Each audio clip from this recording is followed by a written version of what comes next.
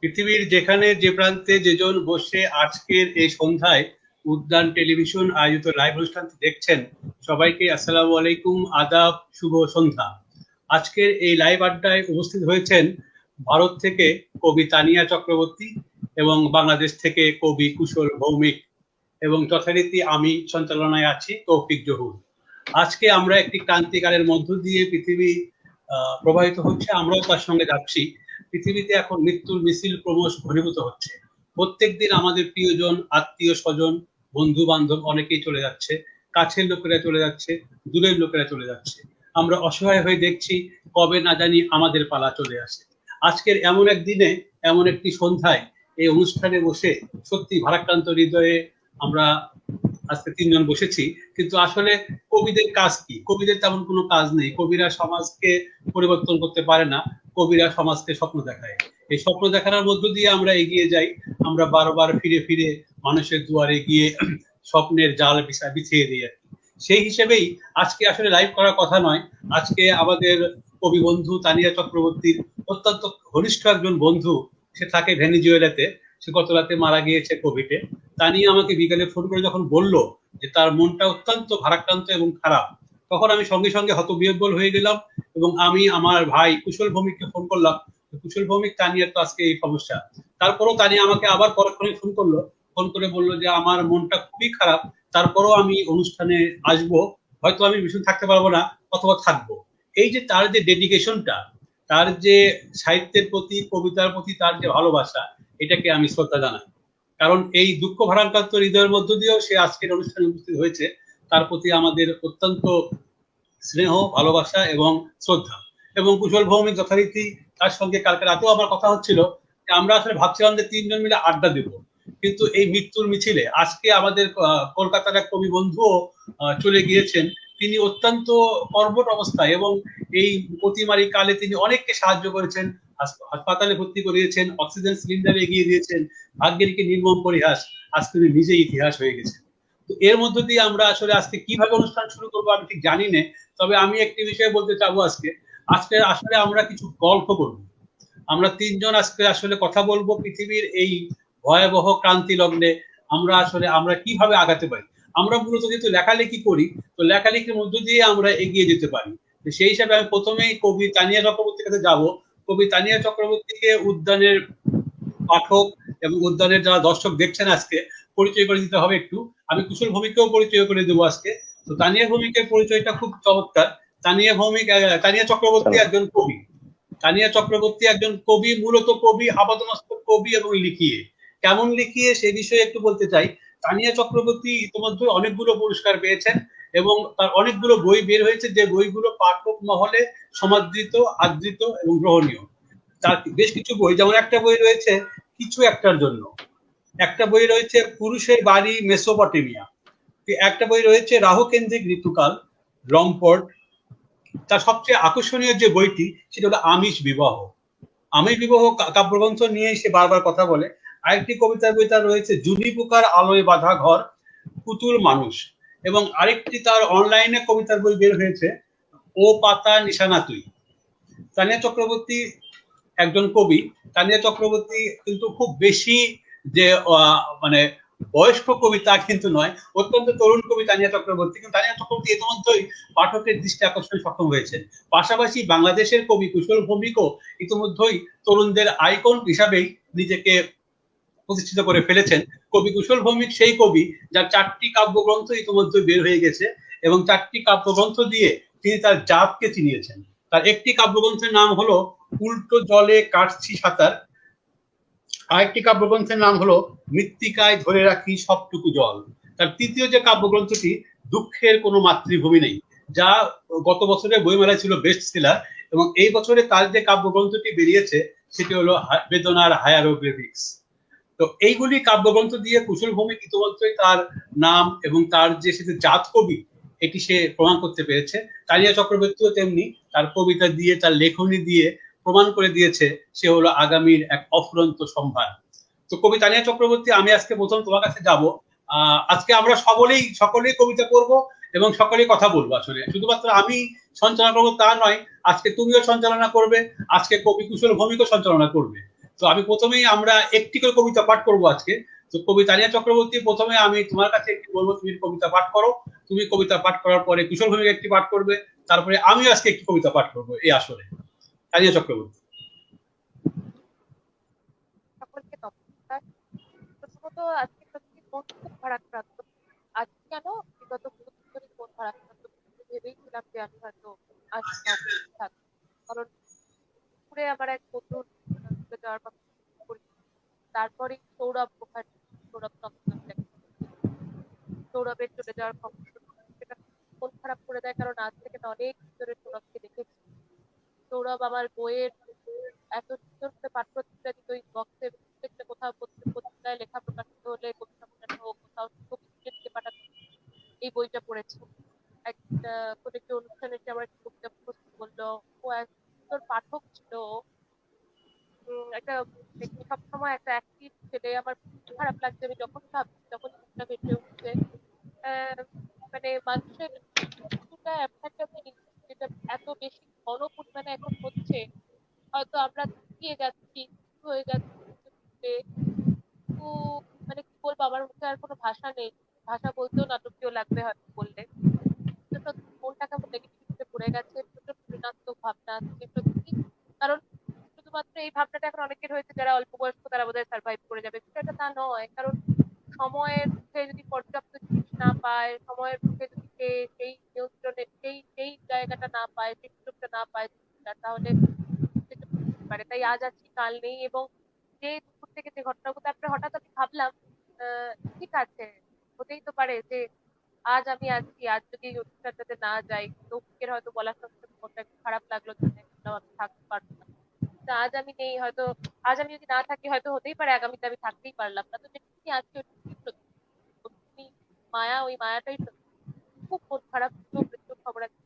এবং এর আগেও আত্মীয় স্বজন প্রতিটা কিছু পাচ্ছি, যার ফলে যখনই কোনো ভালো গল্প বা কিছু করতে চাইছি, তখনই মনের ভেতরে ব্যাক অফ দ্য মাইন্ড এটা চলছে যে এটা কি সেই সময়। তবে সে সময় কবে আসবে জানি না। এই সায়েন্টিস্টরা আবার বলেছে থার্ড ওয়েভ আসতে পারে, তৃতীয় ঢেউ আসতে পারে। হ্যাঁ, হয়তো করোনার আলোচনা এত বেশি করা ঠিক নয়, তবু এই আলোচনাটাই হচ্ছে চারিদিকে, যার ফলে এটাকে ওভারকাম করতে পারছি না। আমার একটি কবিতা এই মুহূর্তে পড়ছি আর কি। আমি ভেবে আমার একটা কবিতা খুব ভালোবাসতে ভেবেছিলাম পড়বো, কিন্তু তারপরে ভাবলাম না, বারবার মৃত্যুর কথা না বলাই ভালো।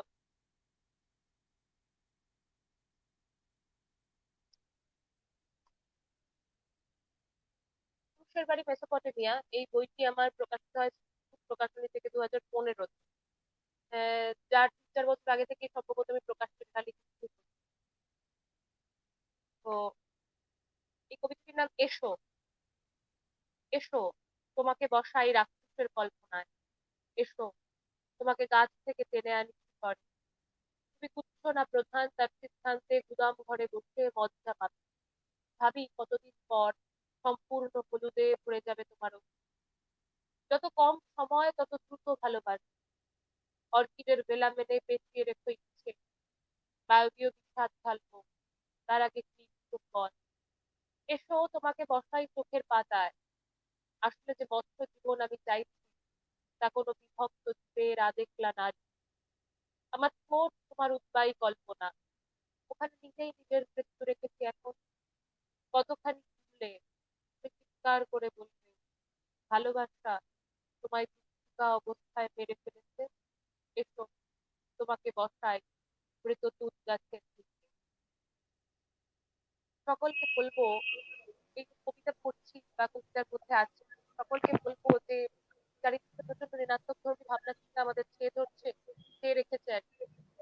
তো তার মধ্যে একটু বই পড়া, একটু দেখা, একটু কবিতা পড়া, এর ভেতরে থাকা মনে হয় উচিত। কারণ ওটাই একটা চ্যানেল বোধহয়।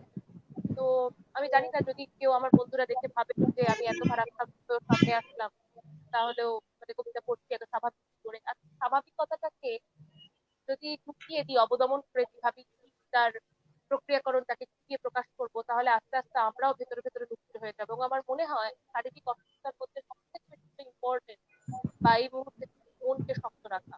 কারণ আহ একটা ছোট্ট উদাহরণ সকলেই জানেন হয়তো, সম্ভবত কোনো একটা চিকিৎসা প্রণালীতে কারোর কোনো রোগ ছিল না, সরি, কারোর একটা নির্দিষ্ট কারোর একটি নির্দিষ্ট রোগ বলা হয়েছিল যে সেই রোগেরই ওষুধ তাদের দেওয়া হবে।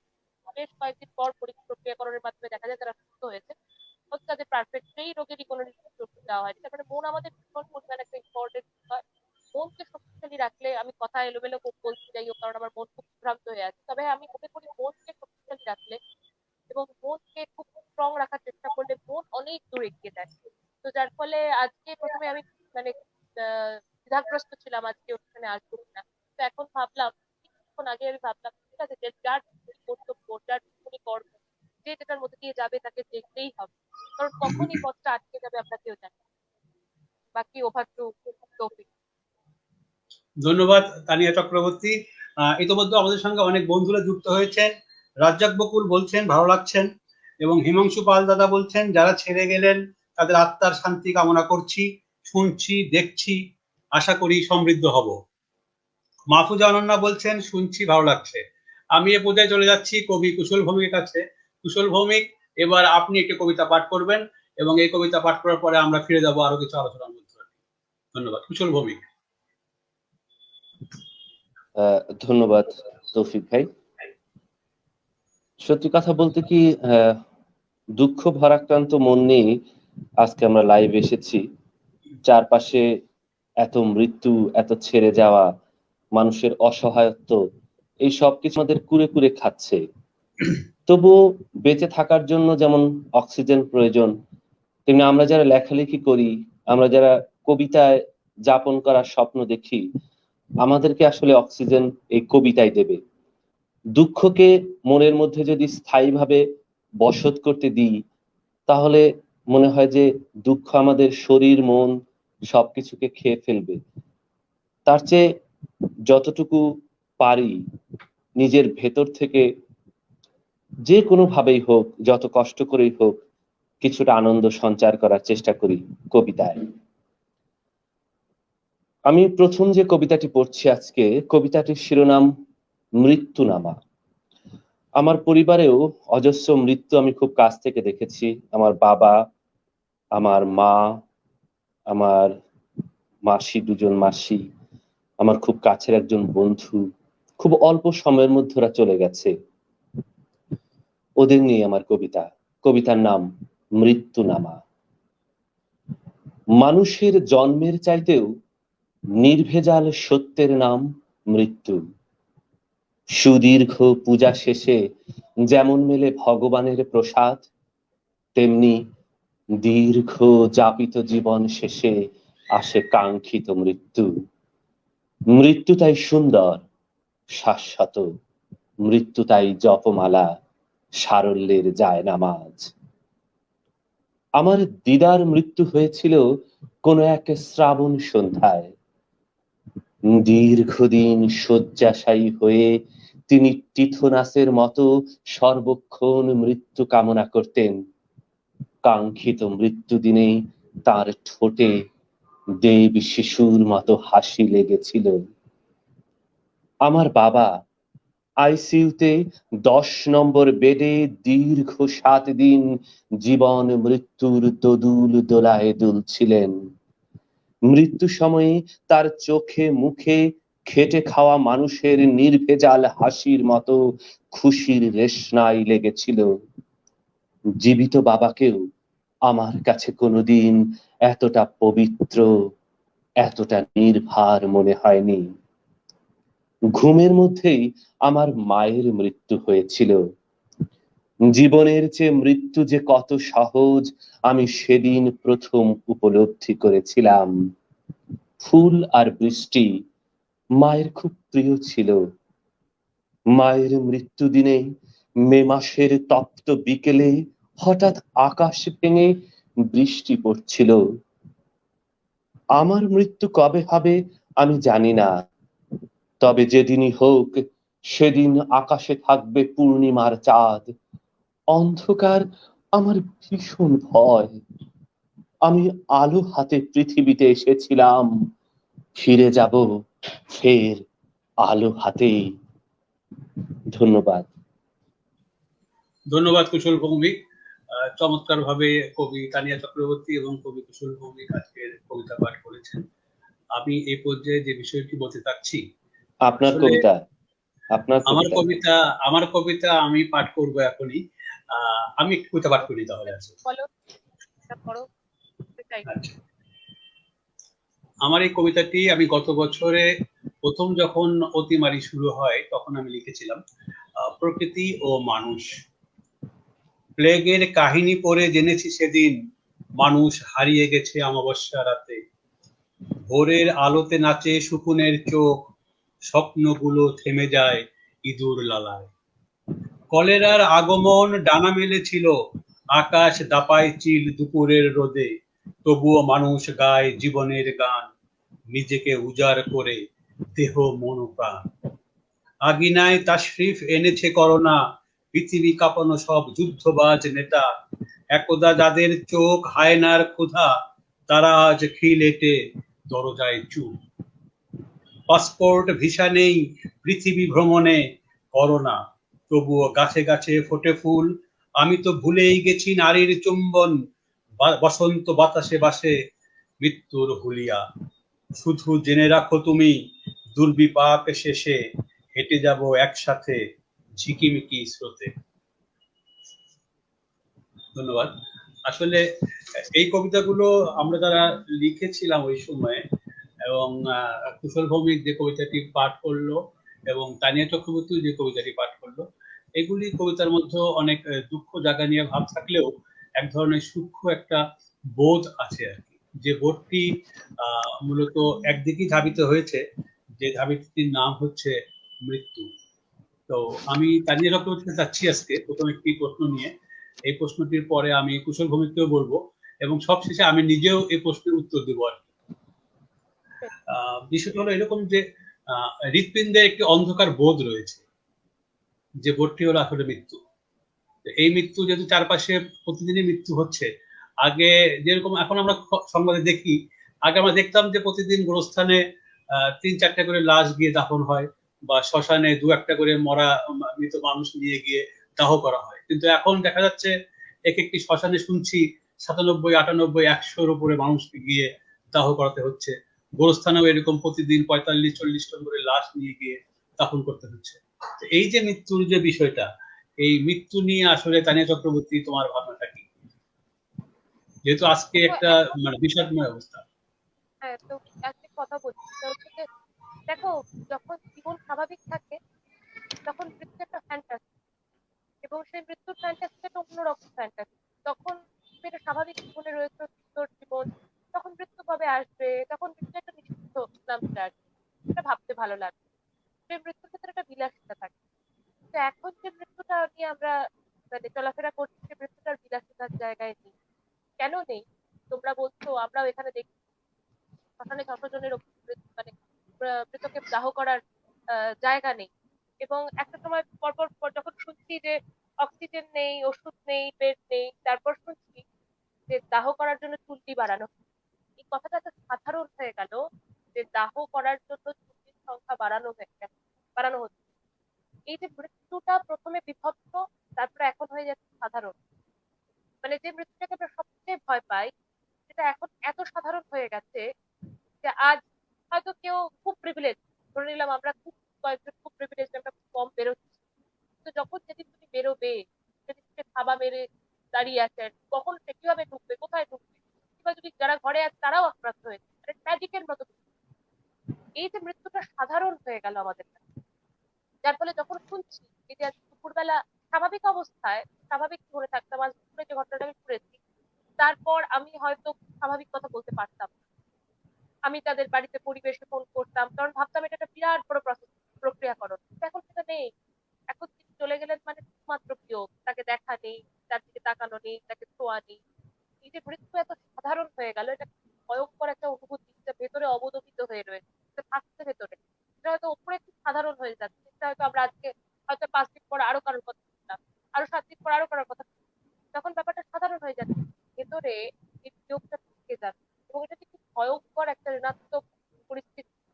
সেজন্য সেই কারণে বাইকের একটা কথা আমার খুব ভালো লাগলো, সেটা হচ্ছে যে সেও তার পরিজনদের হারিয়েছে এবং তারপরে সেও কবিতা পড়ছে, এবং কবিতার ভেতরে আমি কি বুঝছি যে ওই ক্রুয়েল পরিস্থিতিটা কি আস্তে আস্তে কি অদ্ভুত ধরনের অন্যরকম ভাবে সে প্রসঙ্গক্রমে নিয়ে আসলো। তো তো এখন মৃত্যু আমাদের কাছে খুব সাধারণ হয়ে গেছে। যে মৃত্যু সাধারণ হয়ে যাওয়াটা আসলে খুব ভয়াবহ, খুব ভয়ঙ্কর, এবং এটার সাথে আমাদের থাকতে হবে। তো কতদিন থাকতে হবে তাও আমরা জানি না। যার ফলে জীবন যখন সুন্দর ছিল তখন মৃত্যু ছিল একটা ফ্যান্টাসি, একটা ভয়েরও যেমন তুমি যখন পপকর্ন খেতে ভূতের সিনেমা দেখো, সেটা একটা ফ্যান্টাসি। যখন তুমি সত্যি কোনো স্পিরিচুয়াল ভয়ঙ্কর কিছু হবে এরকম জানতে পারবে, তখন তোমার ওই ফ্যান্টাসিটা থাকবে না। মৃত্যু এখন আমাদের কাছে সেই জায়গায়। তো আমি জানি না আমরা কিভাবে এই পরিস্থিতি ওভারকাম করবো, কিন্তু আমার মনে হয় এটা বিদেশে কয়েকটা জায়গায় মানে খুব উচ্ছ্বসিত হয়েছিল লোকে, যে ভয়ঙ্কর মৃত্যুর দিনেও তারা জানলা দিয়ে গিটার বাজাতো, কবিতা পড়তো, শেষ অব্দি বাঁচার জন্য লড়াই। আমরা আজকে আমরাও আজকে সেরকম প্রয়াস করছি, যে ভেতরে সত্যি ভীষণ অসুবিধা হচ্ছে। অসুবিধা মানে কোনো নাটকীয় অসুবিধা নয় বা কোনো অতিশয়োক্তি নয়, ভেতর থেকে অসুবিধা হচ্ছে। যে একটু একটু অসতর্ক হলে, একটু অসতর্ক না হলেও কোথায় জীবন কি আছে, কি নিয়তি আমাদের হাতে আমরা জানি না। তো এই ভয়ঙ্কর একটা পরিস্থিতির মধ্যে আজ কবিতা পড়ছি, আজ একটা জোর করে হোক, আনন্দে হোক, না করে হোক, স্বাভাবিক হোক, একটা বিলাসিতার মধ্যে দিয়ে যাওয়ার চেষ্টা করছি। এটা আমার মনে হয় একটা বিরাট বড় স্পিরিট। জানি না এটা কতদিন বজায় থাকবে, কিভাবে বজায় থাকবে। আর মৃত্যুর কথা যদি একদম অন্যভাবে নিরপেক্ষ ভাবে বলি, হ্যাঁ মৃত্যু আমাকে আমাকে মৃত্যু খুব ভাবায়, কিন্তু এই এখনের পরিস্থিতি আর মৃত্যুকে ভাবাচ্ছে না। কেন ভাবাচ্ছে না? তার কারণ এটা অতি সাধারণ হয়ে গেছে এই মৃত্যুটা। জানি আজ আছি, কাল নেই।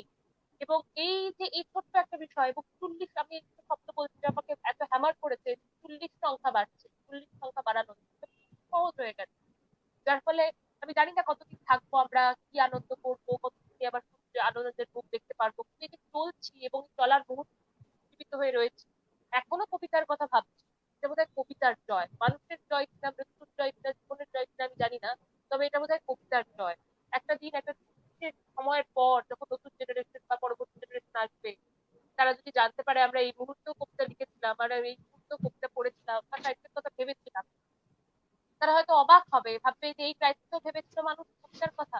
মানুষ ধরে আসতে বাঁচবে, তাকে শেষ দিচ্ছি কোনো একটা ধরতে হবে। তো আমরা এই কবিতাকে বেঁচেছি, এটা কোথাও একটা পজিটিভ। আর মৃত্যুকে নিয়ে আর কিছু বলতে পারছি না, কারণ এখন সব অবরুদ্ধ হয়ে গেছে, জানো তো লৌকিক এখন সব অবরুদ্ধ। কারণ যখন আমি যে বললাম না, যখন একটা জিনিস দূরত্ব, যখন একটা বই দূর থেকে পড়বে তখন তোমার অক্ষরগুলো গোচরে আসবে। তো যখন তুমি চোখের সামনে নিয়ে আসবে আর অক্ষর তোমার গোচরে থাকবে। যখন এত কাছে এসে গেছে যে এবার আর মৃত্যুকে নিয়ে কোনো বিলাসিতা, কোনো ফ্যান্টাসি কিছুই আসে না মাথায়। তার ফলে চলছি, জানি না কি হবে। আশা রেখে আমরা এইটা। ধন্যবাদ তানিয়া চক্রবর্তী। আমি ঠিক একই বিষয়ে চলে যাচ্ছি কুশল ভৌমিক কাছে। কুশল ভৌমিক, হৃৎপিণ্ডে অন্ধকারের যে বোধ অর্থাৎ মৃত্যু, এটা নিয়ে আপনার ভাবনাটা কি আছে? প্রথমেই বলি যে আসলে অন্ধকারের বোধ মনে হয় মৃত্যু না। মৃত্যুটা মনে হয় একেবারে আলোকদীপ্ত একটা বোধ। আমি ইংরেজি সাহিত্যের একজন শিক্ষক হিসেবে যখন এমিলি ডিকিনসন পড়াই স্টুডেন্টদের, আপনি জানেন যে ও হাজারের উপরে ওর কবিতা আছে মৃত্যু সম্পর্কিত, এবং তার যে ডায়েরি গুলো যেখানে সে মৃত্যু নিয়ে কথাবার্তা বলে গেছেন, মৃত্যু জন্য তিনি শুধু অপেক্ষমান ছিলেন তার নয়, মৃত্যুকে নিজের স্বামী ভেবেছেন। তিনি ভেবেছেন যে তিনি মৃত্যুর সাথে বিবাহ বন্ধনে আবদ্ধ হয়েছেন। যেমন করে বর এসে কনে নিয়ে যায় শ্বশুর বাড়ি, তেমন করে মৃত্যু যেন তাকে নিয়ে যাচ্ছে। এই কথাগুলো বলছি কেন? আমার জীবনের সবকিছুই ছিল আমার বাবা। আমি একেবারে এই ছাত্র জীবন থেকে আমার বাবা ছিল আমার সবচাইতে কাছের বন্ধু। আমি যখন দুরন্তপনা করতাম, মাঠে মাঠে ক্রিকেট খেলতাম, তখন মা খুব বকতেন, কিন্তু বাবা আমাকে চুপ করে দামি একটা ক্রিকেট ব্যাট কিনে দিতেন। তো সেই বাবা যখন মৃত্যু যন্ত্রণায় ছটফট করছিলেন এবং তাকে যখন হসপিটালে আইসিইউতে নেওয়া হলো, সেখানে সেই হলিক ফ্যামিলি হসপিটালে তিনি আইসিইউতে আছেন। প্রথম দিন ঈশ্বরের কাছে খুব প্রার্থনা করছি বাবা ফিরে আসুক, কিন্তু আইসিইউতে বাবা ভালো হচ্ছেন না, অবনতি হচ্ছে না, স্থিতিশীল অবস্থায় দিনের পর দিন। এদিকে আমাদের আর্থিক অবস্থা এত ভালো নয় যে আইসিইউর বিল আমরা প্রতিদিন খুব ভালো মতো মেটাতে পারছি। একটা পর্যায়ে অবচেতন ভাবেই কেমন যেন হয়ে গেলাম যে I am waiting for the death of my father, এবং আমি বাবা মারা যাবেন এটা আমি অবচেতনে যেন মেনেই নিয়েছি। একটা পর্যায়ে আইসিইউতে যখন একেবারে ভেন্টিলেশনে কৃত্রিম শ্বাস প্রশ্বাস দিয়ে বাবাকে রাখা হয়েছে, কাচের ঘরে যখন আমাকে নিয়ে যাওয়া হলো, আমি ঈশ্বরের কাছে বাবাকে ফিরিয়ে দিতে বললাম না, আমি বললাম যে ঈশ্বর, বাবা খুব কষ্টে আছে, তুমি বাবাকে নিয়ে নাও। তখন ভাবলাম যে আসলে এই যে দিনের পর দিন একটা অবস্থায় থাকতে থাকতে মৃত্যু খুব সাধারণ হয়ে যায়, এবং আমি ঈশ্বরের কাছে বলছি যে এরকম কষ্টের চাইতে বাবা মুক্তি পাক। আমি জানি না আমাদের মুক্তি কোথায় বা মুক্তির বিষয়টা কেমন, কিন্তু বাবার মৃত্যু হলো, আমি কাঁদতে পারলাম না, কারণ আমার অবচেতন মনে আমাকে বলছে যে আমি তো এটার জন্য অপেক্ষা করছিলাম। অথচ খুব ওই দিন যেদিন বাবা স্ট্রোক করলেন, যেদিন বাবাকে লাইফ সাপোর্ট নেওয়া হলো, ওদিন বাবা মারা গেলে আমি কিন্তু সহ্য করতে পারতাম না, আমি হয়তো বা ভেঙে পড়তাম। কিন্তু দিনের পর দিন আমি বারান্দায় শুয়ে থেকেছি বাবার জন্য, আমি বাবার মৃত্যুর জন্য অপেক্ষা করেছি, এটা ভয়ঙ্কর সত্য। অ্যাম্বুলেন্সে আমার কোলের উপর বাবা মৃতদেহ, আমি বাসায় আসছি, হাজার হাজার মানুষ, কারণ বাবা খুব জনপ্রিয় মানুষ ছিলেন, তিনি কমিশনার ছিলেন, রাজনীতি করতেন, ডাক্তার ছিলেন। এত মানুষ কান্না করছে, আমি কাঁদতে পারছি না। আমি যতবার কাঁদতে যাই আমার অবচেতনে আমাকে বলা হচ্ছে যে মৃত্যুটা তোমার কাছে অপ্রত্যাশিত নয়। কিন্তু ভিন্ন ঘটনা ঘটলো যখন আমার মা মারা গেলেন, কারণ আমার মা ঘুমের মধ্যে মারা গিয়েছিলেন। আমরা দুপুরে একসাথে খেয়েছি, মা সামান্য অসুস্থ ছিলেন, ক্লিনিক থেকে বাসায় এসেছি, ঘুমিয়ে আছেন, ঘুমের ঘোরে মা চলে গেছেন। পরে ডাক্তার বলেছেন যে ম্যাসিভ একটা হার্ট অ্যাটাক তার ঘুমের মধ্যে হয়ে গিয়েছিল। এই মৃত্যুটা আমি কিন্তু মেনে নিতে পারিনি, এবং আজ অব্দিও না। এবং সেই মা আমার জীবনে এমন একটা প্রভাব ফেলেছে যে আমি, আপনি লক্ষ্য করবেন আমার প্রত্যেকটা কবিতার বইয়ে ঘুরে ফিরে আমার মা চলে আসে, আমার কবিতার মধ্যে মৃত্যু চলে আসে। আমি খুব কাছাকাছি সময়ে দুটো মৃত্যু দেখেছি, বাবা এবং মায়ের, কিন্তু দুটো মৃত্যুর মধ্যে আকাশ পাতাল তফাৎ। একটা মৃত্যু আমার কাছে প্রত্যাশিতই ছিল, আমি ভেন্টিলেশনে, আরেকটা মৃত্যু আমি কখনোই ভাবিনি যে আমার মা মারা যেতে পারে, একটা সুস্থ মানুষ ঘুমের মধ্যে। সুতরাং এই যে এখন যা হচ্ছে, একটু আগে তানিয়াদি যেটা বললেন, আসলে মেনে নিতে নিতে না আমাদের ভেতরের অনুভূতিগুলো কেমন যেন ভোঁতা হয়ে যায়। সুতরাং মৃত্যু খুব ভয়ঙ্কর কিছু, এটা এখন আর আমার মনেই হয় না। আমার দেবী মাসি আমাকে মানিক বলে ডাকতেন, আমাকে এত আদর করতেন আমার মাসি। সেই মাসি যখন ক্যান্সার হলো, একটু একটু করে সে মারা যাচ্ছে এবং আমরা অপেক্ষা করছি যে মাসি মারা যাবে। আমার এক খুব ক্লোজ ফ্রেন্ড শিপন মারা গেল, আমার কাছে মনে হলো যে মৃত্যু খুব সহজ, এবং এখন অব্দি কোনোভাবেই আমার আর মৃত্যুকে কঠিন মনে হয় না। কারো মৃত্যুতেই আমি কখনোই আর ভেঙে পড়ি না। কেমন যেন অবচেতনেই মৃত্যুকে জাস্ট মনে হয় যে একটা স্থানচ্যুতি। হ্যাঁ, এই যে আমরা তিনজন মিলে কথা বলছি, হয়তো আমরা থাকবো না এখানে, কুশলের জায়গায় অন্য কেউ কিন্তু এই স্থানটা দখল করবে। তানিয়াদি না থাকলে আপনি অন্য আরেকজন তৃষ্ণা বসাক বা অন্য কোনো কবিকে আপনি উদ্যানের জন্য আমন্ত্রণ জানাবেন। হ্যাঁ, একটা শূন্যস্থান থেকে যায় ঠিকই, কিন্তু আমার মনে হয় যে এই লড়াইটা একেবারে অন্যরকম। আমি এভাবেই মৃত্যুকে দেখি, সহজ, শাশ্বত এবং সুন্দর। তো আমার মনে হয় যে আমি ছোট্ট একটা কবিতায় আমার কথাগুলো বলতে চাই। আমি কথা বলার চাইতে কবিতা পড়তে বেশি পছন্দ করি। কবিতার নাম নীল ছায়াপথে। এখানে আমি আমার ভাবনাটা বলেছি। এইখানে একা আমি শুয়ে আছি ব্যথিত শ্মশানে, নির্জনে কোথায় কবে মরে গেছি নিজেও জানি না। নিজের নিহত দেহ পড়ে আছে অবাক চিতায়, এমন সহজ মৃত্যু কে আমাকে দিল উপহার। কতদিন খেলার ছলে ধলেশ্বরীর জলে ভাসিয়েছি পাতার সংসার, ভাসাতে পারিনি শুধু নিজেকেই কোনোদিন, দারুণ গভীর থেকে ডেকে গেছো ধমনী শিরায়। জীবিত প্রহর গুলো বৃথা গেছে আস্ফালনে, তাকাতে পারিনি পরস্পর, ভীরু চোখে গুটি সুটি বারবার ঢুকে গেছি অকারণে নিজের ভেতর। এখন মৃত চোখে তৃষ্ণা জাগে তোমাকে দেখার, অথচ সবাই দেখো কেমন দিচ্ছে তারা চিতা জ্বালবার। বুকের আগুন দিয়ে যে আমি অনায়াসে পুড়িয়েছি চাঁদ, কার এত দুঃসাহস সেই বুকে লাগাবে আগুন? আগুনে মাটিতে নয়, নয় কোনো জলে, শূন্যে ভাসিয়ে দাও, একা আমি হেঁটে যাব, হেঁটে যাব নীল ছায়া পথে। ধন্যবাদ। ধন্যবাদ কবি কুশল ভৌমিক। তানিয়া চক্রবর্তীর মৃত্যু ভাবনা এবং কুশল ভৌমিকের মৃত্যু ভাবনা এবং কবিতা পাঠ শুনে সত্যি আমি স্তব্ধ হয়ে গেছি, এই কারণে যে আমার কাছে মৃত্যু চিন্তাটা একটু তোকে আমি একটু হ্যাঁ, মাঝখানে কথা বলতে ইচ্ছে করছে, যেটা আড্ডার ছলে হয়তো অন্য সময় হলে বলতাম। খুব কৌতূহলের কথা শুনে আমার মনে পড়লো, আমার প্রিয় অনেকই প্রিয় মানুষ আছে, তার একজনের কথা আমি বলতে ইচ্ছে করছে। আমার মায়ের বাবা, আমার দাদু, দাদুকে আমি দাদা বলতাম। এবং আমার খুব অল্প বয়সেই আমি তার সংস্পর্শ পেয়েছি।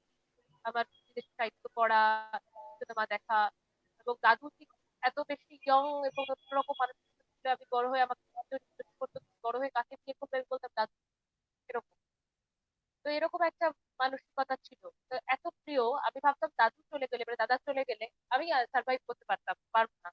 সম্ভবত আমি তখন ক্লাস 9 দাদু চলে গেলে দাদুকে দেখতে পেলাম না আমি। কিন্তু অদ্ভুত কষ্ট ছিল, কষ্টটা অনেক দিন থাকলো, এখনো মাঝে মাঝে কষ্টটা ফিরে আসে। কিন্তু অপরিহার্য, কেউ কারোর জন্য আমরা অপরিহার্য নই। যেটা আমাদের শিখিয়ে দেয় যে আমরা যেটা অসম্ভব ভাবি সেটা আমরা সত্য করে দিতে পারি। আরেকটা বিষয় যে মৃত্যু হচ্ছে, এটা যত বেশি না গুরুত্বপূর্ণ তার থেকে বেশি কি গুরুত্বপূর্ণ বলতো, সবাই খুব অসম্পূর্ণ ভাবে চলে যাচ্ছে। কারণ প্রত্যেকের একটা গুরুত্বপূর্ণ কাজ আছে, তো সবাই কিছু না কিছু স্বপ্ন পূরণ করতে চায়। চলে যাওয়াটা বড় বিষয় নয়। আমরা চলে যাচ্ছি, আমরাও তো ভ্রমণের মতোই যাচ্ছি, আবার আসবে, আবার যাব, আবার আসবে। কুশল বললো প্রতিস্থাপিত হবে, বারবার প্রতিস্থাপিত হবে সবাই। এবং এই যে এমিলির কথাও বললো, ঠিক রকম সিলভিয়া প্লাথ, ক্যারিন বই, এরা জীবনে কোথাও না কোথাও একটা অন্য সার্কামস্টেন্সে বেঁচেছে এবং তারপরে তারা মৃত্যুকে ফ্যান্টাসাইজ। যারা বাঁচতে চায়, যারা করতে চায়, যারা হয়তো জীবনকে ওই মহান উৎসর্গের মতো করতে পারবে না বা মহান কিছু করতে পারবে না, কিন্তু তাদের টাকাগুলো তাদের বড়, তারা এই তাদেরকে এনে, সেই মৃত্যুগুলো যখন অসম্পূর্ণ হয়ে যায়, মানে একটু বাচ্চা আরেকটু, এই যে সৌরভ চলে গেল এত অল্প বয়সে, ওর হয়তো আরো কিছু আকাঙ্ক্ষা ছিল, তার কিছুটা তো পূরণ হতে পারে।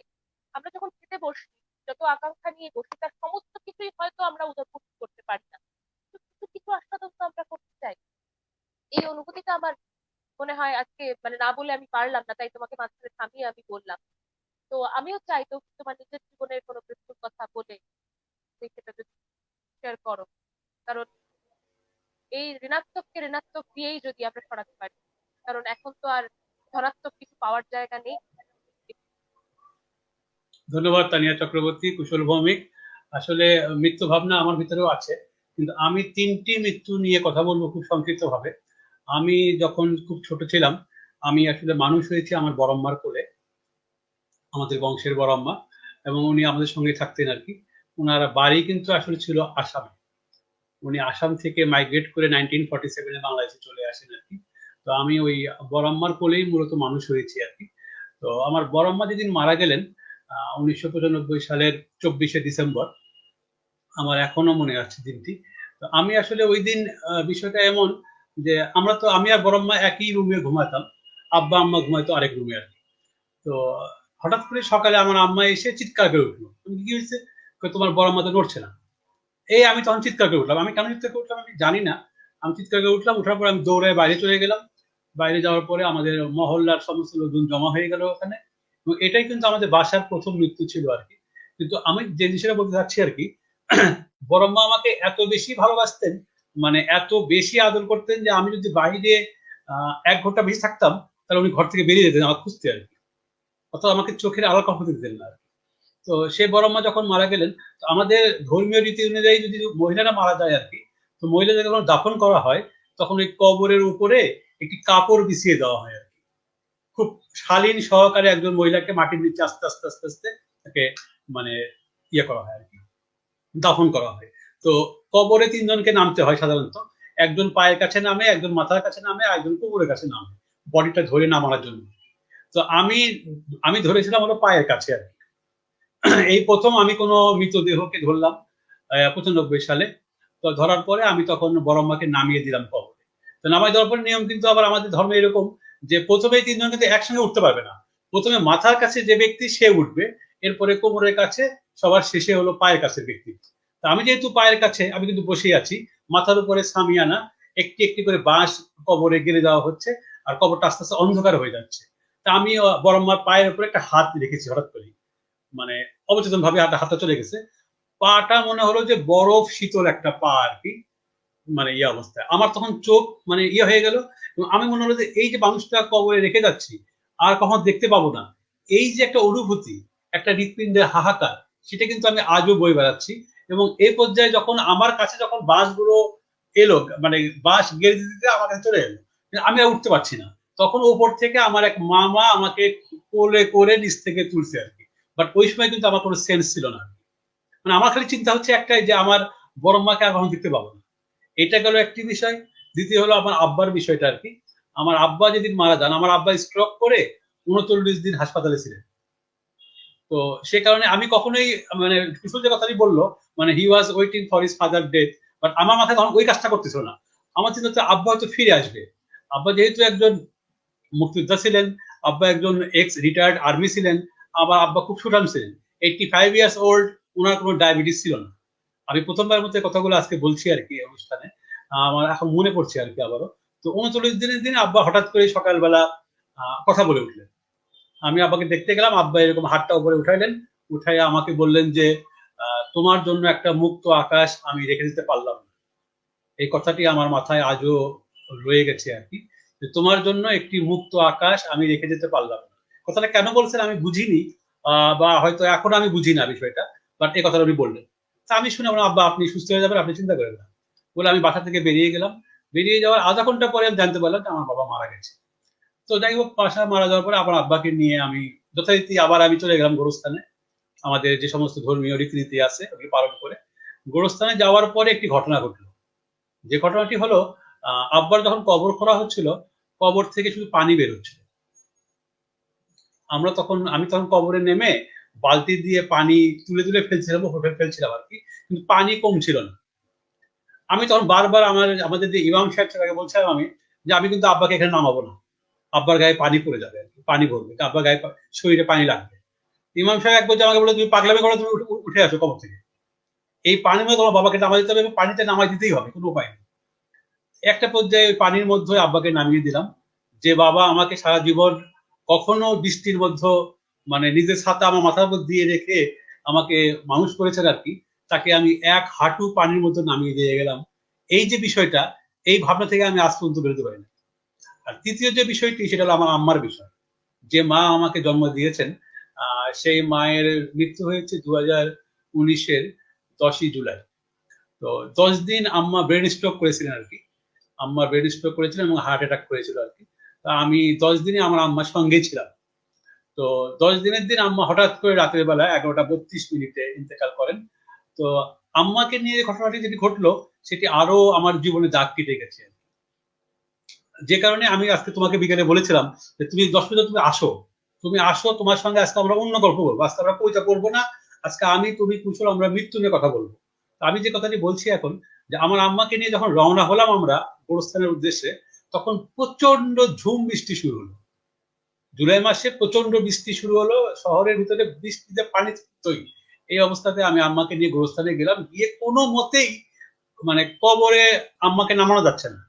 মানে এত বৃষ্টির পানি এবং এত মানুষ ছাতা নিয়ে দাঁড়িয়ে আছে, প্রায় আমরা 200-250 লোক গিয়েছিলাম আম্মার সঙ্গে আর কি, কিন্তু আমরা নামতে পারছি না কবরে, কবর বারবার ভেঙে যাচ্ছে, কাদা অবস্থা এরকম অবস্থা। তো এই অবস্থাতে আমি তখন দাঁড়িয়ে আছি। তো সবচেয়ে যে জিনিসটা মানে আমাকে বারবার এখনো তাড়িত করে এবং আমি বারবার ফিরে যাই ওই ঘটনার মধ্য দিয়ে, যখন আম্মাকে ইমাম সাহেব আবারও বললেন যে তৌফিক তুমি তো আম্মাকে নামিয়ে দাও, এরকম স্বাধীন থাকবে, বৃষ্টি কমবে না, নামিয়ে দিতে হবে, কোনো উপায় নেই। তো আমাদের যে সমস্ত নিয়ম নীতি আছে, দোয়া টোয়া রয়েছে, আমরা দোয়া পরে আমি যখন আম্মার এবার ধরছি মাথা, আমি যখন আম্মাকে নামিয়ে দিচ্ছি, আমি কিন্তু শুরুতেই বলেছি যে আমাদের মুসলিম রীতি অনুযায়ী যে একজন মেয়েকে যখন দাফন করা হয়, অত্যন্ত মানে কাপড় টাপড় আবৃত করে দাফন করা হয়। খুব মানে সবচেয়ে আশ্চর্যের যে বিষয়টি বলছি এখন আর কি, হঠাৎ করে আম্মার মুখের কাপড়টা সরে গেল, জাস্ট যখন মাটিতে জামাই দিচ্ছি আমি আর কি, মানে 2 পা দুদিকে দিয়ে আমি আম্মার মাথাটা ধরে আমি নামিয়ে দিচ্ছি, এমন সময় আম্মার মুখের কাপড়টা সরে গেল। আমার মনে হলো আম্মা আমাকে একটা মুচকি হাসি দিলেন, আমার মনে হলো। এবং তারপরে আরেকটা বিষয় ঘটলো, আমার মনে হলো যে আমার আম্মা আমাকে দুনিয়াতে যে একা রেখে যাচ্ছেন, উনি শেষবারের জন্য তার ছেলেকে একবার দেখলেন আর কি। এই যে বিষয়টা, এই বিষয়টা থেকে কিন্তু আমি আজকে এখানে এই লাইভে বসে কথা বলছি, আমি কিন্তু এখান থেকে আজ পর্যন্ত বেরোতে পারিনি। এখনো আমি যখন একা বসে থাকি, আমার মনে হয় যে আম্মার ওই মুখের, ওটাকে তো আমরা কাফনের কাপড় বলি, কাফনের কাপড়টা সরে গেল। আমার কাছে এখনো মনে হয় যে আম্মার ওই কাফনের কাপড়টা সরে গিয়ে আম্মা আমাদেরকে তাকিয়ে আছে। তো এই যে বিষয়টা, এটা আমাকে খুব ভাবিত করে এবং তাড়িত করে। যে কারণেই তিনটা মৃত্যু তো আমি আমার হাত দিয়ে আমি কবরে নামিয়েছি আর কি। তো আমার হাতগুলো আসলে পাথর হয়ে গেছে। আমার হাত কিন্তু এখন আর কাঁদে না, আমার চোখও এখন আর কাঁদে না। কিন্তু এখন যে মৃত্যুটা ঘটছে, এই মৃত্যু নিয়ে আমি যে কথাটি বলতে চাচ্ছি আর কি, সেটা হলো যে এই মৃত্যুগুলো নিয়ে আসলে আমি আমি ইতিহাসে যেটুকু দেখেছি আর কি, যে 100 বছর পর পর পৃথিবীতে এই ধরনের মড়ক এসেছে। 1719 সালে একবার এসেছে, 1819 সালে একবার এসেছে, 1919 সালে একবার এসেছে, আবার 2020-এ একবার এসেছে। অর্থাৎ প্রতি 100 বছর পর পর পৃথিবীতে কি যেন একটা হয়ে যায় আর কি। কি হয় এটা, আমি যেহেতু বিজ্ঞানী নই, আমি লেখালেখি করি, আমি সাহিত্যের ছাত্র, আমি বলতে পারবো না কি হয় পৃথিবীতে 100 বছর পর পর। তোমরা যদি দেখো, তানিয়া তুমি যদি দেখো, তুমি ইতিহাস পড়ো, দেখবা যে 1700 সালে প্রথম কিন্তু প্লেগ হয়। প্লেগের পরে আসে হলো কলেরা, বসন্ত মহামারী, এরপরে আসে ইবুলা, এবার আসছে করোনা। এই যে 100 বছর পর পর যে এই যে ভাইরাস বা ব্যাকটেরিয়ার যে আক্রমণ গুলো হয়, এগুলো আসলে কোত্থেকে আসে, কেন আসে, কি জন্য আসে, আমাদেরকে কেন এরা নাড়িয়ে দিয়ে যায়, এগুলি আমি ভাবি আর কি। কিন্তু যত ভাবনায় ভাবি, আমি আরেকটা বিষয় বলতে চাই আজকের এই অনুষ্ঠানে। আমরা অনেকক্ষণ ধরে কথা বলছি, প্রায় 30 মিনিট পার হয়ে গেছে কথা বলছি, আমরা মৃত্যু নিয়ে কথা বলছি। আমি, তুমি যেরকম খুব প্রচন্ড মন খারাপ করে আমাকে যখন বিকালে বললে আজকে, আমি কিন্তু সঙ্গে সঙ্গেই, কুশল কিন্তু আমার ছোট ভাই, আমি কিন্তু কুশলকে সঙ্গে সঙ্গে জানিয়েছি যে চানিয়ে এরকম বলছে, ও তো মেন্টালি আপসেট হয়ে গেছে। আমি তো খুব আপসেট হয়ে গেলাম। তো আমি ওকে বলছি তুমি আসো, আমরা আজকে গল্প করবো, আমরা আজকে আসলে ওই ধরনের আড্ডা দিব না। তো আমার দুইজন বন্ধু আছে তোমাদের ওইখানে কলকাতায়, একজনের নাম হলো তৃষ্ণা বসাক, আরেকজনের নাম হলো পিয়ালি গাঙ্গুলি। তো পিয়ালি গাঙ্গুলি উচ্চাঙ্গ সঙ্গীত ওস্তাদ আব্দুল রশিদ খানের একজন শিষ্য, এবং কলকাতার খুব বেস্ট 5-এর মধ্যে সে একজন, খুব ভালো উচ্চাঙ্গ গান সঙ্গীত করে আর কি সে। তো পিয়ালি গাঙ্গুলির বাবা সহ তারা ফুল ফ্যামিলি কিন্তু কোভিড আক্রান্ত হয়েছে, এবং 14 ডেজ তার বাবা আইসোলেশন ছিলেন এবং হাসপাতালে ছিলেন। হাসপাতাল থেকে ফিরে এসে কিন্তু হাসপাতাল থেকে ফিরে এসে উনি কিন্তু 14 ডেজের মাথায় দুপুরে গোসল করছেন, গোসল করার পরে বিকেলে শ্বাসকষ্ট হয়েছে, সন্ধ্যার পরে পরে মারা গেছে। অর্থাৎ কোভিড থেকে ভালো হওয়ার পরে কিন্তু উনি মারা গেছে। ইন আদার হ্যান্ড, আমি যদি তৃষ্ণা বসাকের কথা বলি, তৃষ্ণা বসাকের ফাদার ইন ল সুস্থ মানুষ, মাঝখানে অসুস্থ ছিলেন, আবার শ্বাসকষ্ট হয়েছে, আবার ভালো হয়েছেন, আবারও শ্বাসকষ্ট হয়ে উনি হাসপাতালে গেছেন। হাসপাতালে গিয়ে এইবার কিন্তু উনি আইসিইউতে ওনাকে শিফট করতে হয়েছে, এবং শিফট করার পরে 7 দিন তারা রাখছেন আইসিইউতে, ভেন্টিলেশন সহ। 7 দিনের পরে কিন্তু ওনাকে কিন্তু আর ফিরে আনা যায় নাই। অর্থাৎ 3 দিন আগে উনি কিন্তু পৃথিবী ছেড়ে চলে গেছেন। আমি কিন্তু সার্বক্ষণিক খবর করে রাখছিলাম। তো এই যে মৃত্যুগুলো, আমাদের কাছের মৃত্যু, যে কথা তোমাকে বলছিলাম আজকে তুমি লাইভে এসো, তোমার সঙ্গে আমরা অন্য বিষয়ে কথা বলবো। এই যে কাছের যে মৃত্যুগুলো, এই মৃত্যুগুলো আমরা দেখছি, এই মৃত্যুগুলো আমরা অনুধাবন করছি, হৃদয়ে খড় হচ্ছে, কিন্তু আমরা আসলে কিছু করতে পারছি না। আমরা কিছু করতে পারছি না এই কারণে যে আমাদের শোক এবং কষ্ট এবং অনুভূতিগুলো কেমন যেন বোবা পাথর হয়ে গেছে। আমরা আসলে এখন ওই যে কথাটা শুরুতেই তুমি বলেছো, কুশল ভৌমিক বলেছেন, সেটা হলো যে আসলে আমরা, আমাদের কাজ হচ্ছে একটাই, সেটা হলো আমরা শেষ পর্যন্ত লিখতে চাই, এবং লিখে আমাদের মনের যে ভারটা একটু নির্ভর করতে চাই। আমি আবার চলে যাচ্ছি তোমার কাছে এবার, তানিয়া চক্রবর্তী। এবার এরপর যে আমরা আবার একটি করে কবিতা পাঠ করি, তুমি একটি কবিতা পাঠ করো তানিয়া চক্রবর্তী এখন, এরপরে কুশল ভৌমিক কবিতা পাঠ করবে।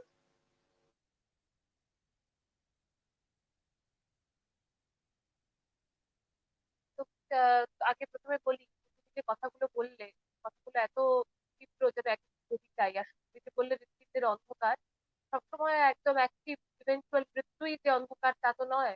এই যে কাপড়টা সরে গেল, কাপড়টা সরে গেল এবং মুখটা দেখতে পেলে, এবং জলে নামাবে না, নামাতে চাইছে, এর থেকে বড় কবিতা বোধহয় আর কিছু হয় না। কারণ আমাদের যন্ত্রণা, আমাদের ক্রাইসিস তো আমাদের অন্যরকম কবিতা দেয়, কোথাও কবিতা আসে, তো আমরা ক্রাইসিস আমাদের যে লেখায়, সেগুলো বোধহয় আর, মানে সেগুলো আমাদের বোধহয় একদম মাইলস্টোন হয় লাইফে। সে কবিতাগুলো শ্রেষ্ঠ হোক না হোক, তো নিজেদের কাছে সেগুলো খুব তীব্রভাবে বেঁচে থাকে।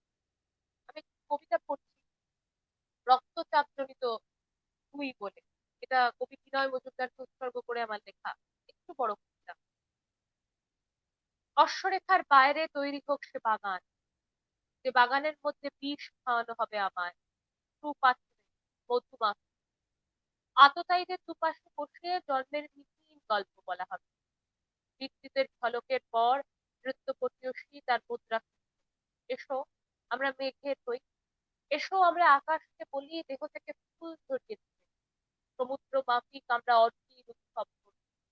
মন বোঝার আগেই আমরা পৃথিবীর উন্মাদদের কপালে খাব অজস্র চুমু খেতে খেতে দুগালে ভরাবো সোদা গন্ধ। এখানে কষ্টরা পর্বে পর্বে খুঁজবে হিমেল গাথা। এসো আমরা মরালির মতো হেসে মনের মধ্যে ঢুকিয়ে দিই পরাগ আর ঋতুর রং। যে ঘুমের বাইরে কম্পাস নৃত্যকে স্পষ্ট রহস্যের হয়ে তাতেই ছুঁয়ে দিই জাদুকাঠি। এসো আমরা নৃত্য পটীয়সী হয়ে পুজোর গায়ে গা রাখি। ল্যাম্পের আলোকে তাদের মিথ্যা শেখায়। ভিক্ষার দিন শেষ হলে গেটের বাইরে ঝুলিয়ে দিই অঘ্রাণের মালা। পুকুরের সঙ্গমকালে আমরা কৃষ্ণচূড়াকে তুলে খেয়েছিলাম আর নিষিদ্ধ পল্লীর গল্প শুনতাম। অথচ একক প্রেম এখনো বাৎসল্য বানায়। প্রকৃত কৃষ্ণের একটাই রাধা হয়। গোপিনীরা কোনো নাম নয়, বিষাদ জবনিকার বদ্ধ মাত্র।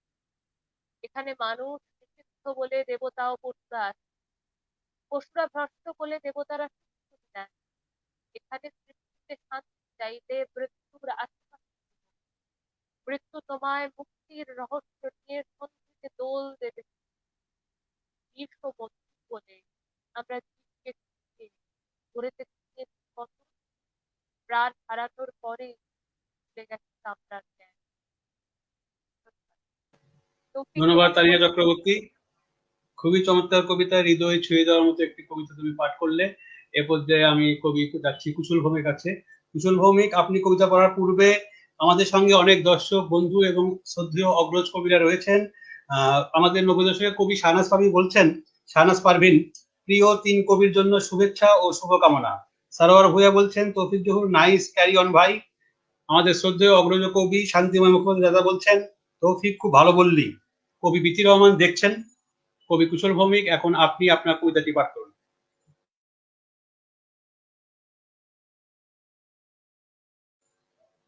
মাইকটা মিউট করা নাই, মাইকটা মিউট করা। এখন ঠিক আছে। এখন আর মৃত্যু নিয়ে নয়, একেবারে বাস্তবতা নিয়ে একটা কবিতা। আমাদের মায়েদের জীবন যেমন হয়, সংসারে আবদ্ধ হতে গিয়ে তাদেরকে যে টানাপোড়েনের মধ্য দিয়ে, আত্মত্যাগের মধ্য দিয়ে যেতে হয়, এসব নিয়ে একটি কবিতা। কবিতার নাম চাঁদ। 23 বছর বয়সে সংসার নামক এক সুরম্য বোতলে ঢুকে আর বের হতে পারেননি আমার মা। মাকে চাঁদ বলে ডাকতেন আমার বাবা। মা ছিলেন স্নিগ্ধ, কোমল, নরম এবং হালকা। বাসন মাজতে মাজতে, মাছের ঝোল রান্না করতে করতে, সন্তানদের সুখ বিলি করতে করতে তিনি হারিয়েছেন চুলের রং, যৌবনের আলো আর প্রজাপতি হবার সকল সম্ভাবনা। যেখানেই গিয়েছেন পোষা বেড়ালের মতো তার পিছু নিয়েছে রান্নাঘর, পিছু নিয়েছে সংসার। বাবা ছিলেন ডাক সাইটে, রয়্যাল বেঙ্গল টাইগার। প্রতিদিন ঘুম থেকে উঠে প্রাতঃভ্রমণ শেষে আয়েশি ভঙ্গিতে পত্রিকা পড়ে চায়ে লম্বা চুমুক দিয়ে তিনি রোদ কুড়োতে বের হতেন। রোদ কুড়োতে কুড়োতে তিনি চলে যেতেন রফিকের স্টলে, রাজনীতির মাঠে, বঙ্গবন্ধু স্টেডিয়ামে, গানের জলসায়, কল ব্রিজের আসরে। মায়ের প্রাপ্তি কেবল দিন শেষের চাঁদ ডাক আর বাবার হাতে বয়ে আনা ব্যাগ ভর্তি রোদ। ভাগ বাটোয়ারা করতে করতে সেই রোদের উত্তাপ কতটুকু নিজের গায়ে মাখাতেন আমাদের মা, আমরা কেউ তা জানি না। শুধু জানি একই কক্ষপথে ঘুরতে ঘুরতে নিজের পরিচয়টুকু হারিয়ে বাবার আলো ধার করতে করতে মা হয়ে উঠেছিলেন সত্যিকারের চাঁদ, যার নিজস্ব কোনো আলোই ছিল না আর। ধন্যবাদ। ধন্যবাদ কুশল ভৌমিক। এই পর্যায়ে আমি আবার চলেছি ইয়ে কাছে, তানিয়া চক্রবর্তীর কাছে। তানিয়া চক্রবর্তী, এবার তুমি আমার আবার প্রশ্ন, একটু। এবার তৌফিক, এবার তুমি হ্যাঁ, কবিতা শোনাও। এবার আমার একটু কবিতা শোনাও। আসলে আমি ওই হঠাৎ করেই আমি আমার জীবনের কথা আজকে বলে ফেলেছি, তো আমি খুব স্বাভাবিক অবস্থায় নিয়ে এই মুহূর্তে। আমরা তো আমরা কেউ আমি, স্বাভাবিক নেই, স্বাভাবিকতাটাই আমরা আসলে কেউই স্বাভাবিকতাটাই স্বাভাবিক আমাদের নেই। স্বাভাবিক। আমি আমার আম্মাকে নিয়ে দুটি কবিতা লিখেছিলাম, তার মধ্যে একটি কবিতা আমি পাঠ করছি। কবিতার শিরোনাম আম্মা। অন্ধকার ঠেলে সে মাহেন্দ্রক্ষণে আমার আগমনে সমুদ্রে জোয়ার ওঠে, আনন্দের বন্যায় ভেসে যায় দাদুবাড়ির আগিনা। নরম এক কাঁথায় আমি কখনো দিদা, কখনো নানুমণি, কখনো ফুপুর উষ্ণ কোলে পরম নিশ্চিন্তে চোখ বুজে আছি। সহসা তাকাতেই পিতার লাজ নম্র চাহনি আমাকেই দেখছে, ভাবি উত্তরকালের সূর্য হিসাবে। তখন আম্মা প্রথম কথা বলে উঠলেন, কার মতো হয়েছে? ফুপু হেসে বললেন, ভাইজানের আদল, কিন্তু শরীরের রং তোমার। আমার আগমনে বাড়ির প্রতিটি দরজা জানালা চাদর বালিশে নতুন প্রাণ জাগলো। সকলেই কথা কয় আমার সাথে, শুনি কিন্তু আমি বলতে পারি না। একদিন এক টুনটুনি জানালায় বসে আমার সাথে কিছুক্ষণ গল্প করে গেল। সে এক অদ্ভুত ভাষা। সেই থেকে আমার সাথী দুজন, আম্মা আর টুনটুনি।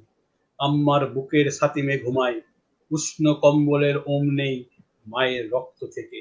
আমি বেড়ে উঠি প্রতিদিন প্রতি রাত।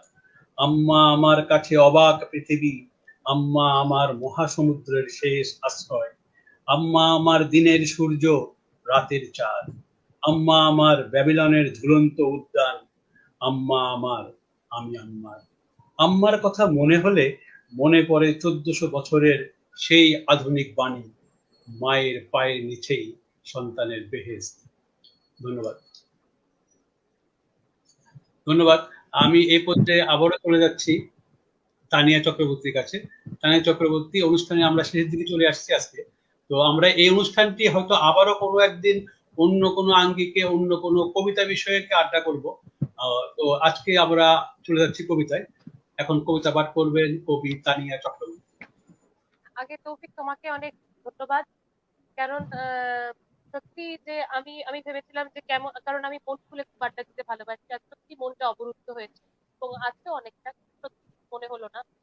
তোমার তোমার বলবো, তোমার আতিথেয়তা এবং তোমার খুব মানসিক জোর দেওয়াটা পেয়েছি, এবং যার ফলে আমার মনেই হলো না আমি আড্ডা দিলাম, মনে হলো আমি ঘরের মধ্যেই কথা বললাম। সবসময় আমরা যে স্ট্রাকচারাল আড্ডা দেবো সেটা বিষয় হতে পারে না, তবে আজকের আড্ডা কুশল, তৌফিক, তুমি এবং আমার এই বলবো মানে আমার খুব স্বাভাবিক লাগছে। এই অস্বাভাবিকতার মধ্যে আমি একটা স্বাভাবিক তেল হাওয়া পেলাম।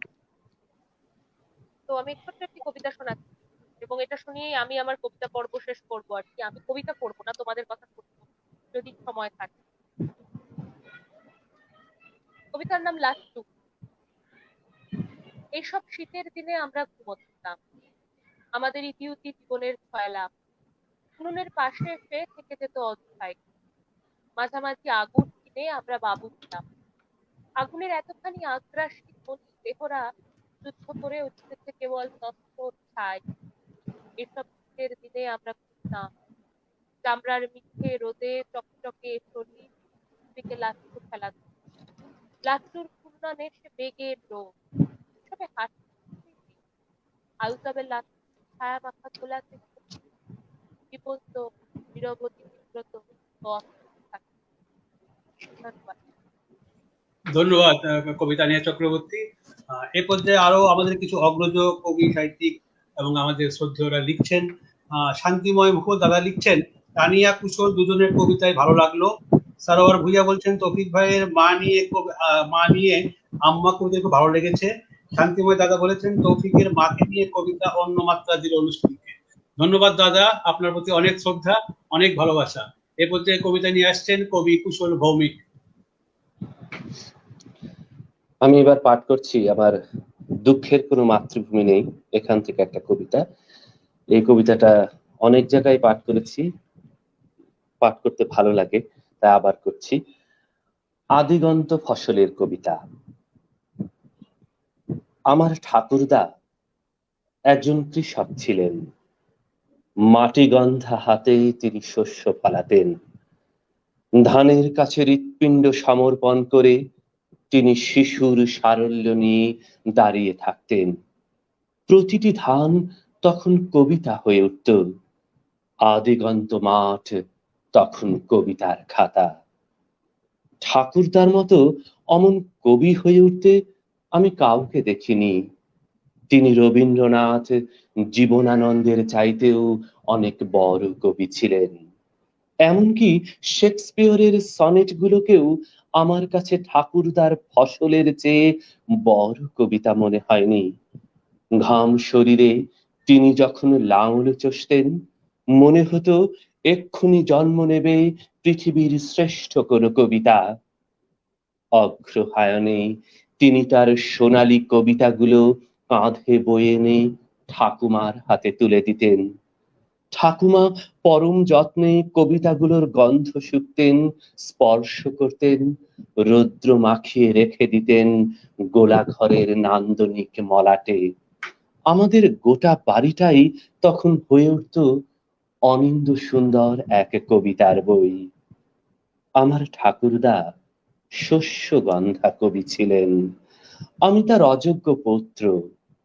সাদা কাগজে দিনরাত শব্দের জট আঁকি, গ্রন্থের কাছে করি আত্মসমর্পণ। প্রাজ্ঞ বিজ্ঞের কাছে ছুটে যাই কবিতা লেখার গোপন রহস্য জানতে। অথচ আমার ঠাকুরদা শুধুমাত্র ঘাম, মাটি আর লাঙল দিয়েই অনায়াসে লিখতে পারতেন আদিগন্ত ফসলের অমর কবিতা। ধন্যবাদ। ধন্যবাদ কুশল ভৌমিক, চমৎকার এই কবিতাটি পাঠ করার জন্য। তানিয়ারও মনে হয় ভালো লেগেছে কবিতাটি, আশা করছি। এবং সত্যি মন ছুঁয়ে গেল। লাইন, আসলে এটাই তো কবিতা। তো আমি একটি কবিতা পাঠ করছি এখন। আসলে অনুষ্ঠান আমরা একবারে শেষ করে চলে আসছি। এই কবিতাটি আমি বলেছিলাম যে আমি আমার আম্মাকে নিয়ে দুটো কবিতা লিখেছি। একটি হলো আম্মার অনেক আগে, আর একটি লিখেছি হলো আম্মাকে মাটি দিয়ে আসার পরে আমি যখন চুপচাপ বসেছিলাম তখন ভাবছিলাম যে আসলে কি করব, আমার তো কিছু করার নেই, কি করব এই ভেবে আমি একটা কলম নিয়ে একটু আঁকিবুকি করছিলাম আর কি খাতার মধ্যে। হঠাৎ মনে হলো কিছু লিখতে পারবো মনে হয়। তখন আমি যেটি লিখেছিলাম ওটি আনএডিটেড অবস্থায় আমি লিখে দিয়েছি, এবং সেটি আমি আমার কে তোমাকে ডেকে নিয়ে যাই বারে বারে কাব্যগ্রন্থে আমি এটি সংযুক্ত করেছি। আমি এখন সেই কবিতাটি পাঠ করছি। কবিতাটির শিরোনাম নিঃশব্দে নিঃশ্বাস বন্ধ হয়ে আছে। কখনো ভাবিনি এই রাত কাঁদাবে, কখনো ভাবিনি সকালের আকাশ মেঘলা হবে, আমরা কখনো ভাবিনি বৃষ্টির মধ্য দিয়ে আমি লিখব আমার প্রাণের থেমে যাওয়া স্পন্দন। কিভাবে ভুলে যাব মাটির পৃথিবীতে মিলিয়ে গেল আমার সকল সুখ। আমার দু কাঁধ যেন গ্রানাইট পাথর হয়ে গেল, আমার হাত বেয়ে কেঁদে কেঁদে চুয়ে পড়ছে বৃষ্টির কান্না। আমি তাকিয়ে আছি অদ্ভুত এক মাটির ঘরের দিকে, সকল আসবাবপত্র মাটি দিয়ে তৈরি। এখানে আমি আমার জীবনকে নামিয়ে দিলাম। আকাশ উপর হয়ে কাঁদতে কাঁদতে ভিজিয়ে দিয়েছে আমার সারা দেহ। আর কখনো আমি জিহ্বার স্বরে ডাকতে পারবো না আমার জন্ম উৎসবের নারীর টান। আম্মা শব্দটা আমার মুখ থেকে চিরতরে বের হয়ে অন্ধকার কবরে মিশে যেতে লাগলো। আমি পাথরের মতো দাঁড়িয়ে আছি আম্মার কবরের পাশে। আস্তে আস্তে আম্মা শব্দটা মিশে গেল মাটির নিচে। ধন্যবাদ। এটি আমি লিখেছিলাম আম্মাকে নিয়ে, মানে গোরস্থান থেকে ফিরে এসে আর কি এটি লিখেছিলাম। তো আজকে অনুষ্ঠানে একবারে শেষ পর্যায়ে চলে আসছি আমরা, আর হাতে অল্প কয়েক সেকেন্ড সময় রয়েছে। সমিত বসু দাদা বলছেন মন ভালো নেই, তবুও দেখছি বেশ লাগছে। দাদাও আমাদের সঙ্গে সংযুক্ত হয়েছেন, ধন্যবাদ দাদা। আসলে তানিয়া চক্রবর্তী, কুশল ভৌমিক প্রথম দশকের কবি, এবং তারা ইতিমধ্যে তাদের কবিতার যে স্বাক্ষর রেখেছেন তা বলা যায় যে আগামী দিনে বাংলা সাহিত্যের কবিতাকে একটা অনন্য উচ্চতায় নিয়ে যাবেন। সে অনন্য উচ্চতায় দেখবো আমরা, এবং তানিয়া চক্রবর্তী এবং কুশল ভৌমিককে নিয়ে আমরা আরো অনেক আড্ডায় সম্পৃক্ত হব আশা করছি। এবং সেই আড্ডাগুলো হবে আজকের মতো মৃত্যু বিষয়ক শুধু দিক থাকবে না, এখানে অনেক বিষয় নিয়ে আমরা কথা বলবো। তো শেষ সময়ে এসে পাঠকদের এবং দর্শকদের উদ্দেশ্যে উদ্যান টেলিভিশন তার দর্শক যারা দেখছেন তাদের উদ্দেশ্যে কুশল ভৌমিক আপনি 10 সেকেন্ড বলবেন এবং তানিয়া চক্র 10 সেকেন্ড বলবেন। কুশল ভৌমিক, আপনাকে দিয়ে শুরু করছি। মাইকটা যাই হোক, আজকে অত্যন্ত মানে বিষণ্ণ মন নিয়ে অনুষ্ঠানটা শুরু করেছিলাম, কিন্তু অনুষ্ঠানটা যখন আগাচ্ছে তখন হঠাৎ করে মন থেকে কেন একটা পাথর কিন্তু নেমে গেল অজান্তেই। এটা আমার ফিল হয়েছে, তানিয়াদি তোমার ফিল হয়েছে কিনা জানি না। আমার মনে হচ্ছে যে আমরা তিনজন আসলে তিন জায়গায় বসে নেই, আমরা একেবারে এক জায়গায় হয়তো কোনো ড্রয়িং রুমে কিংবা খোলা মাঠে পাশাপাশি বসে আসলে আমাদের আন্তরিকতাপূর্ণ কথা বলছি। এখানে আমরা আমাদের কবিত্ব শক্তি, প্রিয় দর্শক, প্রিয় পাঠক, আপনাদের সামনে প্রদর্শন করতে আসিনি। আমাদের কিছু অনুভূতির কথা আপনাদেরকে বলেছি, যে অনুভূতিগুলো হয়তো আপনাদের ভেতরেও খেলা করে, হয়তো ভিন্নভাবে, ভিন্ন দোতনা নিয়ে। আমরা আসলে কেউ কবিতা লিখি না, কবিতা লেখা যায় না। তো বড়জোর যেটা লিখি সেটা জীবন লিখি, যা দেখি চারপাশে, যা ঘটে যায় চারপাশে, যা আমাদেরকে রক্তাক্ত করে, আমরা আসলে তাই লিখি। সেই লেখাগুলোই আপনাদের সাথে কিছুটা শেয়ার করেছি। এমন একটা পৃথিবী চাই, বিশ্বাস করুন, যে পৃথিবীতে হানাহানি থাকবে না, জয় শ্রীরাম বলে কেউ কাউকে মারবে না, কিংবা মোহাম্মদের নামে কেউ তলোয়ার চালাবে না জিহাদের জুলফিকার হয়ে, যিশুর নামে হত্যাকাণ্ড হবে না। আমি আমার কবিতার ভাষাতেই আপনাদের কাছে বিদায় নিচ্ছি, এবং আমি কবিতায় যে কথাগুলো বলছি, অল্প ছোট্ট একটা কবিতায়, এটাই আপনাদের কাছে আমাদের প্রত্যাশা। মানুষকে উঠতে দিন, কেননা প্রতিটি মানুষ ভেতরে ভেতরে এক একটা পাখি। পরিযায়ী মেঘের মতো মানুষ ভেসে বেড়াতে চায় আত্মরচিত সুনীল আকাশে। দোহাই আপনাদের, অদৃশ্য শেকলে মানুষকে বাঁধবেন না, তাকে দিন উর্বার স্বাধীনতা। অন্তত একবার মানুষ বুঝতে শিখুক, এই সব কাঁটাতার, ব্যারিকেড, সংবিধান, নরেন্দ্র, ট্রাম্প, ওসামাদের বাইরেও মানুষের একটা আকাশ আছে, যে আকাশটা শুধুই মানুষের। মানুষকে উঠতে দিন, মানুষ বিশ্বাস করুক উন্মুক্ত আকাশটাই মানুষের মাতৃভূমি। ধন্যবাদ। ধন্যবাদ সবাই কুশল ভৌমিক, আশীর্বাদ। চমৎকার কবিতাটি শুনলাম আবারও। তানিয়া চক্রবর্তী, এবার তোমার মুখ থেকে শুনবো, শুনে আমরা আজকের অনুষ্ঠান সমাপ্ত করবো। তানিয়া চক্রবর্তী। আমি আর কবিতায় আসছি না, শুধু এটুকুনি বলবো, উদ্যান টিভি, কুশল এবং তো সকলকে আমার ধন্যবাদ। আমি শুধু এটুকুনি বলবো যে সবসময় যেরকম স্বপ্নের পৃথিবী দেখবো, সেই পৃথিবীতে পাবো তার তো কোনো মানে নেই, হয়তো না পাওয়ার চান্সটাই বেশি। তবু এই যে লড়ে যাওয়ার স্পিরিট যেন আমাদের ভেতরে থাকে। আর প্রতিটা গাছ, সিনেমা, ছবি, এতে কি অদ্ভুত শক্তি, এতে কি করতে পারে সেটা আমরা সকলে জানি। সবাই দেখেছি, এটা একটা মনকে তৈরি করে, আর মন যে কোথায় নিয়ে যেতে পারে, মন যে কত শক্তিশালী সেটা সকলে জানি। আজকে আমাদের এই একসাথে আড্ডা সত্যি একটা মনের ভেতর থেকে একটা ভার কমালো, কারণ প্রতিদিন একের পর এক ভার তৈরি হবে, ওটা নিয়ে আমাদের চলতে হবে, এবং কতদিন চলতে হবে তা আমরা জানি না। কিন্তু আজকে সত্যি মনে হলো আমরা ঘরে বসে আড্ডা দিলাম। আমরা কতদিন সম্মুখে আড্ডা দিতে পারবো পারবো না জানি না, কিন্তু এই যে আড্ডাটা হলো, সত্যি মন অনেক অনেক হালকা হলো। এবং সকলকে বলবো, কিছুক্ষণ সময় ঘরের ভেতরে থাকবেন, আছেন, দুশ্চিন্তা না করে বই পড়ুন, কবিতা পড়ুন, গান শুনুন, মন অনেক হালকা হয়। আর মন যখন হালকা হবে, সে তখন অনেক বেশি গ্রহণযোগ্যতা পাবে, অনেক কিছু গ্রহণ করার। আমার মনে হয় এটুকুই আমার বলার, আর কিছু আমি আর বলতে আজকে পারছি না, কবিতাও শোনাচ্ছি না। তো এটুকুনি বলছি, আবার হয়তো আমরা কখনো আসবো। কিন্তু বেঁচে থাকার স্বপ্ন খুব জোরালো হয়ে থাকবে, সকলকে বলার। সকলে ভালো থাকবেন, সুস্থ থাকবেন, মনের ভেতরে স্বপ্ন থাকবে প্রচুর পরিমাণে। ধন্যবাদ। ধন্যবাদ তানিয়া চক্রবর্তী। তানিয়া চক্রবর্তীর কথার মধ্যে দিয়ে আজকের অনুষ্ঠান শেষ হয়ে যাচ্ছে। পৃথিবীর সকল মানুষ যারা দেখছেন, যারা দেখবেন, সকলের কাছে আমাদের অনুরোধ, মাস্ক পরুন, মাস্ক পরুন, মাস্ক পরুন। ঘরে থাকুন, প্রয়োজন ছাড়া ঘর থেকে বের হবেন না, ভিড়ভাট্টা এড়িয়ে চলুন। সকলে ভালো থাকুন, সুস্থ থাকুন। একটি সুন্দর সুস্থ পৃথিবীর জন্য আমরা আবার সবাই একসঙ্গে বাইরে বেরোবো, সেই আশা নিয়ে আজকের অনুষ্ঠান শেষ করছি। শুভরাত্রি।